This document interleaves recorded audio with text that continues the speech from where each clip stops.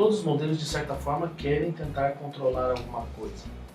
Quando a igreja assume o controle do Estado, quando o governo quer controlar a moral e a ética do país, isso é de fato viver um evangelho genuíno? Um governo que coloque a moral e a ética cristã sobre todas as esferas é de fato o objetivo do cristianismo? Eu vou falar um pouco disso um pouco mais à frente, que eu já vi que tem uma outra pergunta similar. Mas eu já respondi. Igreja e Estado... Robson Cavalcante falava isso. Igreja e Estado, não. Política e religião, sim. As pautas morais devem ser a única preocupação dos crentes escolherem o seu candidato? Como a igreja deve lidar com os diversos pensamentos políticos dentro da comunidade? Nós temos que aceitar a diversidade de valores, de conceitos. Não estou dizendo aceitar no sentido de que reconhecer positivamente. Temos que aceitar de que pessoas pensam diferente. Como eu disse, nem todo mundo torce para o Guarani Futebol Clube, porque não entende que é o melhor time de futebol do mundo. Mas não podemos falar de futebol porque o debate hoje é sobre política e religião, mas que o Guarani é o melhor. Mas nem todos pensam igual a mim, nem igual a você. Porém, se eu não respeitar o diferente...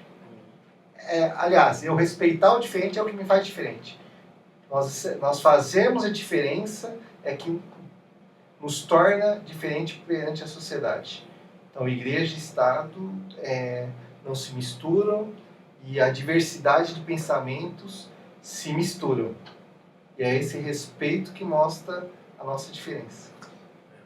Só um convite aos ouvintes, procura na tabela da Série A do Campeonato Brasileiro onde está o Guarani.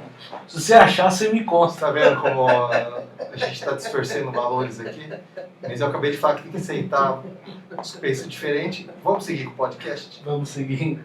Mas é interessante que você falou, porque a gente se preocupa muito com a moral e a ética, como se o país fosse 100% cristão, mas de fato viver o evangelho ser dia a dia transformado por Cristo, a tal ponto que Cristo é refletido através da minha vida e que outras pessoas venham conhecer a Cristo, o que Ele fez por nós, a obra dele na cruz, e que sejam transformadas pela proclamação da palavra de Deus. Portanto, por mais que a gente defenda algumas pautas morais no âmbito governamental, que é válido, é importante, ela não vai transformar uma pessoa necessariamente em alguém cristão.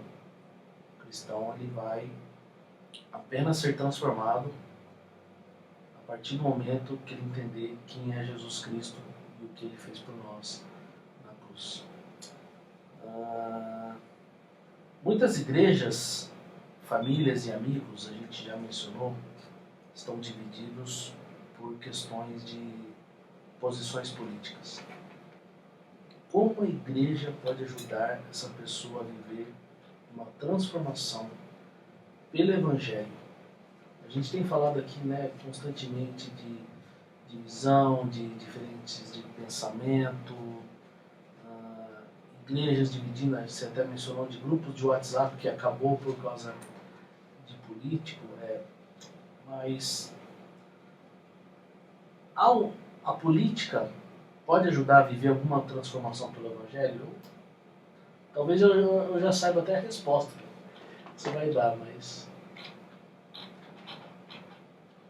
Eu acho que a proclamação do Evangelho dentro das igrejas é a maior resposta que a gente pode dar para a sociedade. É transformar vidas de pessoas e transformar famílias. É isso que vai transformar a sociedade. Essa é a consequência. As famílias terem um entendimento melhor. Então, se nós estamos entrando nesses embates, então nós estamos falhando ainda. E é importante que a gente só vai transformar a sociedade se você é um cristão bíblico que entende que Cristo fez por você e viver isso na prática, e as pessoas à sua volta serem transformadas, você vai impactar outras pessoas que serão transformadas e que, consequentemente, isso também vai alterar o ambiente em que você vive. E assim, a gente transforma também uma nação. Daniel, a gente pode citar inúmeros tipos de crente, de pessoas que falam do Evangelho de formas diferentes. Se nós formos lembrar um pouco das gerações anteriores nossas, a gente vai lembrar o que era aquele crente. Aquele cara que gritava no meio da... Essa era a visão que a população tinha. Aquela pessoa a mulher de saia comprida, cabelos compridos, representando o véu, o cara de terno e gravata, gritando no meio da rua, aos prantos, com a Bíblia surrada e tal. Se você visse o cara de terno, paletó, dentro do ônibus no final de semana, aquele cara é o crente. Então os caras veem que você tá hoje camisa polo aqui, calça jeans, eu aqui de sapatênis, ou a gente estiver numa praia, estiver dentro jogando futebol, a gente pode estar falando do Evangelho também. Então, como eu disse, eu particularmente não tenho vergonha de dizer que não consigo falar decor a Bíblia, por mais que eu já tenha lido, não consegui. E tem pessoas que eu tenho uma memória excepcional, conseguem falar ponto e vírgula de cada, mas também ao mesmo tempo alguns não sabem interpretar, não sabem contextualizar. Então cada um tem sua forma. E tem pessoas que nunca foram e jamais serão excelentes pregadores ou serão excelentes escritores, porém professores de escola dominical, porém a sua vivência, o seu dia a dia, no seu local de serviço, de estudo ou familiar, é o melhor testemunho que ele pode dar a partir do momento que ele souber viver aquilo que ele aprendeu através do que ele aprendeu nos bancos da igreja, ou ouvindo, ou vendo. Eu conheço pessoas que se converteram, chegaram próximo a uma igreja, porque viram o comportamento de determinado parente, ou amigo, ou colega de trabalho. Falou, essa pessoa é diferente, eu quero ser diferente que nem ela. Ele não ouviu um grande pregador, ele não viu ninguém gritando no meio da rua, ele não leu um grande texto, ele não tem uma escolaridade suficiente, ou ele não teve uma oportunidade social para conseguir ter acesso a recursos eletrônicos, a mídias sociais. Entretanto, não vou dizer que ele é mais crente do que eu e você, mas ele é tão crente quanto eu e você, dentro das suas possibilidades. Então, existem inúmeras formas de falarmos do Evangelho, chegarmos ao Evangelho. Basta que nós pratiquemos cada um dentro da sua possibilidade. E olhando para o cenário que nós vivemos agora, de processo eleitoral, como é que a igreja pode contribuir para o processo eleitoral? Destacando a importância de que todos somos cidadãos, de que nós temos que servir ao próximo, de que Cristo nos colocou para amar ao próximo, para servir o diferente, para abraçar o diferente, de que nós temos uma função na sociedade, que a palavra de Deus fala que nós temos que ser sal e luz, e eu falo muito isso quando eu vou nas igrejas. Eu gosto de comparar um pouco com a questão do MasterChef. Um dia o Fogaça fala que a filha dele nasce doente, de que ele ficou um bom tempo dentro do hospital, comendo a comida do hospital sem tempero.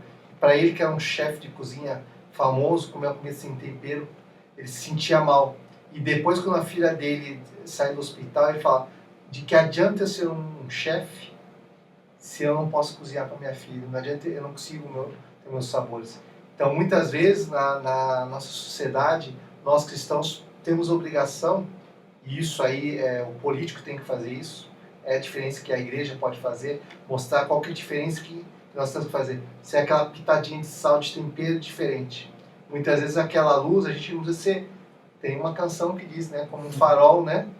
Mas a gente pode ser aquela luzinha no final do túnel, às vezes um isqueirinho, para dar uma direção para aquela pessoa que não está em trevas, né? Então, o papel da igreja é mostrar que nós podemos e devemos ser sal e luz na sociedade. A partir do momento que os líderes da igreja conscientizarem isso nos púlpitos, eles vão entender que nós temos que ir lá escolher por A ou B, seja de partido A ou B, seja de tendência filiado, porque a nossa regra diz que tem que estar filiado num partido. E olhe e veja bem, aquele político que você... Eu não queria nem falar isso, mas as pessoas não enxergam que às vezes o político que hoje está no partido A vai estar no B amanhã, assim como o seu jogador favorito hoje está que você briga por um time, vai estar no outro. Para ele não interessa se ele vai estar no partido A ou B, assim como um jogador vai estar num time A ou B. Então, a questão é pessoal. Hoje existe uma identidade menos político-partidário, sim pessoal, na figura das pessoas. Então é entender qual que é o papel que aquela pessoa está tendo na sociedade. Então o cristão tem que entender de que se aquela pessoa vai fazer diferença para a sociedade, e a igreja então ali dentro tem que estar conscientizando, não podemos deixar de omitir um voto, temos que ajoelharmos e orarmos para termos sabedoria e, sobretudo, como nós já dissemos aqui sobre Romanos 13, aceitar os resultados das eleições. Independente se o seu candidato vai ser eleito ou não, poder executivo ou legislativo. Nós temos que aceitar a soberania de Deus. Nada vai acontecer no dia 2 de outubro ou no final de outubro, se houver segundo turno, sem...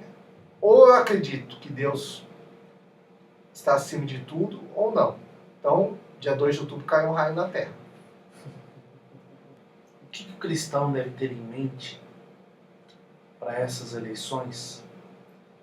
E o que deve servir de baliza para ele votar? Amar o próximo. Amar o próximo. Nós estamos num país que, novamente, a gente está vendo crianças na rua, moradores de rua, fome, desemprego, como eu disse, diferenças sociais. Isso é muito claro para mim. A questão do socialismo, do comunismo, infelizmente, algumas partes, talvez as pessoas não aceitem 100% a questão do comunismo e socialismo, mas existem alguns pontos que, teoricamente, se nós formos olhar, existe uma fundamentação. Mas, assim, também, se nós olharmos assim, a questão do liberalismo, do capitalismo, da exploração assim, da produção, da mão de obra, também são coisas inaceitáveis. Agora, está bem claro que a diferenciação de classes sociais vai haver por um bom tempo ainda na nossa sociedade e no mundo. Agora, não dá para aceitar. Eu consigo entender que pessoas sejam bem-sucedidas financeiramente, nas suas empresas, nos seus empregos, que Deus abençoou, que existe um propósito em tudo isso. Mas eu não consigo aceitar, enquanto crente, pessoas passando fome e morrendo de fome num país como o Brasil, que é um dos maiores celeiros do mundo. Então, morrer de fome no Brasil, morrer de frio, morrer na rua, morrer por consumo de droga, morrer por câncer, morrer na fila de saúde, então tem coisa errada. E aí não é problema de governo de direita ou de esquerda, o problema é a sociedade, refletir mais de quem ela está colocando lá. Então essa é a reflexão que a sociedade tem que ter. O que falta para a sociedade? E isso não vem do último governo, nem do penúltimo, nem do antepenúltimo. Isso é algo que vem nos últimos anos. Existe uma exponenciação mundial, uma desconfiguração da globalização, onde a exploração do ser humano cada vez vem aumentando. E isso tem a ver com a participação da igreja, com a degradação, com a destruição da igreja. Os países, hoje na Europa, se nós formos na origem do protestantismo, nós vamos ver as nossas igrejas praticamente, nossos grandes líderes, pessoas que vão em excursões, vamos dizer assim, excursões, né?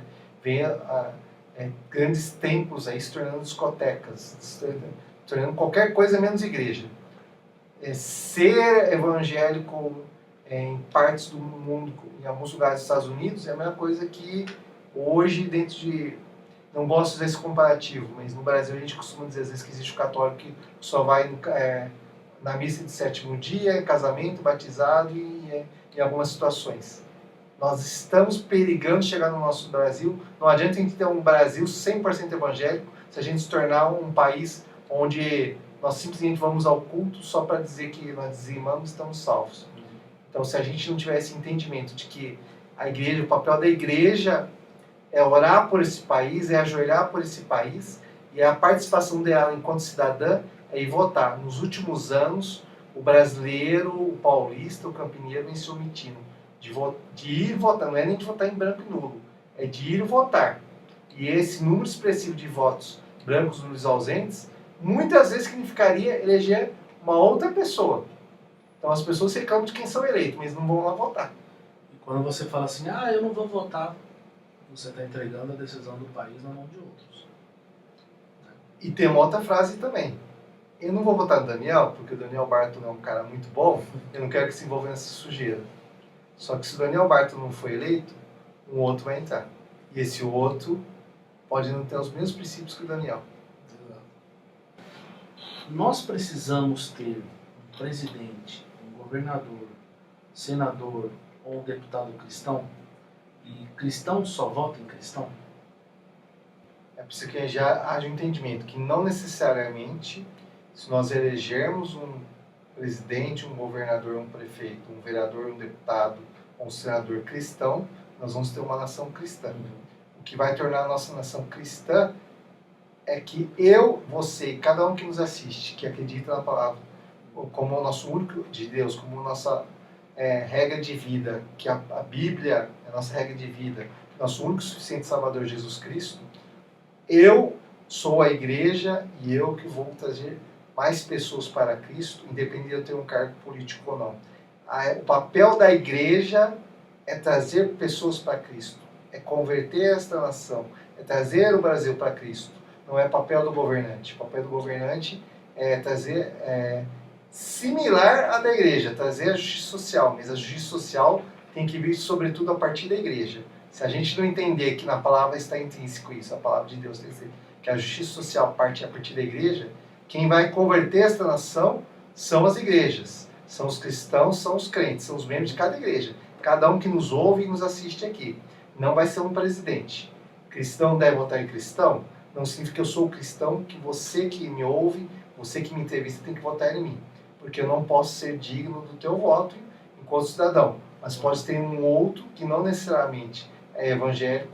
Obviamente, vamos orar e pesquisar, procurarmos votar em irmãos e irmãs comprometidos com a palavra, que serve a doutrina de Cristo e a nossa predileção. Eu, particularmente nessa eleição, devo votar em um ou outro nome que não necessariamente são protestantes, mas eu analisei o currículo deles e vejo que eu falo, se segue uma orientação onde vai estar servindo uma nação, então o importante é entender isso. Se as pessoas acham que nós vamos, elegendo um cristão, nós vamos ter um Estado cristão, nós estamos errados. Quem vai tornar o Brasil uma nação cristã somos eu e você e cada um que nos ouve, que acredita na palavra de Cristo. Exato. Ter um governante cristão não vai fazer uma igreja mais forte. Quem torna a igreja forte somos nós. Exatamente. É Cristo. Exatamente. E ter um governante cristão não significa que ele vai privilegiar a igreja. Ele não deve. Né? Ele deve governar para todos. O governante, ele é do ateu, ele é do espírita. Exato. Eu expulso os ateus do Brasil, expulso os espíritas, expulso aqueles que não pensam igual a mim. Se eu não aceito o diferente, eu amo o diferente, eu tenho que amar o diferente. Eu tenho que abraçar o necessitado, a viúva. E se a gente parar um pouquinho também, olhar para trás e assim, naqueles que a gente já votou, nem sempre a gente votou em candidatos cristãos. Quando se debatia isso, a história da democracia brasileira entre idas e vindas, quando que a igreja foi perseguida, foi lacrada as portas, e quando que as pessoas pararam para pensar se era direita ou esquerda, se era o B, e existia a questão do o que rouba, o que não rouba, e aliás, até uma inversão de valores, né? Porque antes falava assim, rouba, mas faz. Aí agora não importa se rouba, então não, se mata ou não mata, se prende ou não prende. Então, quer dizer, infelizmente as pessoas têm adaptado os valores conforme a sua vontade. E mesmo sendo cristão, a gente precisa analisar as propostas também, né? Porque tem muitos cristãos que estão por aí que, quando você vai olhar a proposta, não é algo que você concorde também. Então, qualquer proposta que tenha discriminação social, de gênero, religiosa, mesmo religiosa. Se um cristão tiver uma proposta de discriminação religiosa, será que ele pode ser considerado como um candidato cristão? Por ele estar discriminando o diferente? Por ele estar se julgando melhor? Exato. E mediante a isso, eu sei que às vezes esse assunto pode até soar um pouco delicado, mas a igreja institucional, ela deve falar sobre aborto, eutanásia, casamento, a reforma do bem-estar social, um orçamento federal equilibrado, e até a questão do armamento civil, que é uma pauta muito recente aí sobre o armamento da população, o desarmamento. Até que ponto a igreja institucional ela deve falar sobre isso? Você falou o bem-estar social, eu lembrei de um termo, né, que no pós-guerra, né, o welfare state, né, que você falou, mas eu acho que a igreja deve debater com maturidade, com entendimento, baseado nas escrituras. Ela deve debater com sabedoria, baseado nos seus valores, princípios éticos e religiosos. O que nós não podemos é cair nas artimanhas do inimigo, do diabo, que tenta colocar palavras nas nossas bocas, palavras escritas pelas nossas letras, ou vamos dizer assim, mais modernamente, digitadas teclado pelos nossos dedos nos celulares, né? São assuntos delicados, mas tudo aquilo que diz em relação aos valores morais da sociedade, da família, nós não podemos abrir mão desses valores. E aí não é questão política. E é o que as pessoas estão confundindo ultimamente. Valores éticos, morais e da palavra não são valores políticos. São valores que para nós não são caros. Não são caros enquanto sociedade, que já custou a vida e o sangue de muitas pessoas ao longo da história da humanidade, mas também sai muito caro para muitos nossos irmãos e irmãs que lá atrás lutaram para chegar, para que hoje a igreja, pelo menos no nosso país, e aqui mesmo, esse exemplo, o programa é um exemplo onde a gente pode estar debatendo de uma maneira aberta. Esse podcast, esse programa é um exemplo de que a igreja pode e deve debater assuntos diversos. É interessante, assim, às vezes eu fico pensando se a gente não gasta muito tempo discutindo essas pautas, quando a gente deveria se preocupar muito mais em ensinar a igreja as escrituras. Ensinar dentro das nossas escolas dominicais o ensino da palavra de Deus. Porque se você crescer numa igreja muito bem fundamentada biblicamente, que prega fielmente a palavra de Deus, esses assuntos eles vão ser tratados de forma direta ou indiretamente. De uma forma até natural, né? Até natural, mas essa pessoa ela vai aprender guiada pela palavra. Porque eu acho que o que acontece? A gente primeiro recebe toda a burdoada da sociedade, a polêmica da sociedade, e quer encaixar isso dentro da palavra de Deus, e aí a gente fica nesse cisma. Se a gente primeiro compreendesse a base cristã, o ensino das escrituras que vem da igreja, na hora que esses assuntos chegam da sociedade até nós, se torna um assunto mais fácil, mais leve e até mais fácil dos cristãos se posicionarem. Né? Daniel, como eu disse agora há um tempo atrás, eu acho que sim, a Bíblia é maravilhosa. Eu acho que tanto na minha vida como na sua vida, de quem está nos ouvindo e assistindo, cada trecho da nossa vida que a gente vê, cada alegria que a gente passa ou tristeza, a gente olha, ou o problema que a gente passa, muitas vezes você ouvindo uma mensagem numa rede social, ou assistindo um culto pela rede social, contemporizando, né? A gente olha e fala, puxa vida, está acontecendo comigo, aconteceu. Aí você passa a entender de que a palavra de Deus é viva e verdadeira durante todo o tempo. Na nossa história, mas tem essa distorção de valores que você falou. A gente tenta fazer encaixar a nossa vida dentro da palavra da igreja. A palavra da igreja que molda a nossa vida. Então, como você disse, se nós tivermos um entendimento de que se eu tiver um entendimento dentro da igreja, eu crescer dentro da igreja, crescer dentro da palavra, se a liderança da nossa igreja entender de que a liderança dos membros da igreja entenderem de que não é elegendo um líder da nação ou elegendo também, né? Mas não é só isso. Nós temos que eleger cristãos. Temos sim que eleger cristãos para fazer diferença na sociedade. Mas não é só isso.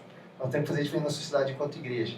E aí eu vou entender de que a família, no meu entendimento, composto de homem e mulher, gênero masculino e feminino. São valores que eu, enquanto cristão, por mais que eu não aceite que determinados, vamos dizer assim, pessoas da sociedade ou grupos da sociedade tenham um entendimento diferente do meu, mas tem que ter o meu respeito, porque eles pensam diferente. Eu não posso discriminar, porque eu trabalho, eu estudo com essas pessoas.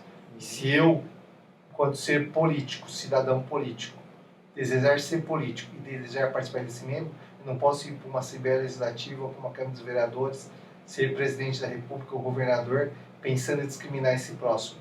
Então, os valores que são incontidos, que me são sagrados e são importantes, são únicos, que eu aprendo na igreja, são esses valores que vão me fazer mostrar que eu sou diferente para a sociedade, mesmo sabendo que dentro daquele congresso ou do Poder Executivo tem pessoas diferentes.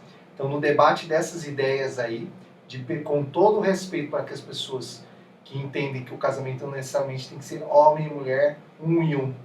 Entender que não tem que existir o adultério, não tem que existir o roubo, não tem que ter a corrupção. Então, todos esses valores, nós falamos sobre casamento, aborto, eutanásia, o bem-estar social. Tudo isso a igreja nos ensina. A Bíblia nos ensina. Agora, se nós tivermos igreja e líderes de igreja, ou membros de igreja, que entendem de que a minha denominação religiosa ou os meus amigos da igreja têm que estar no poder, é isso que vai fazer a sociedade diferente. Então, a gente está fugindo do papel da igreja. Então, a partir do momento que a gente tiver esse entendimento entre igreja, papel da igreja, da membresia da igreja, papel do que eu aprendo na igreja, a gente vai fazer diferença na sociedade.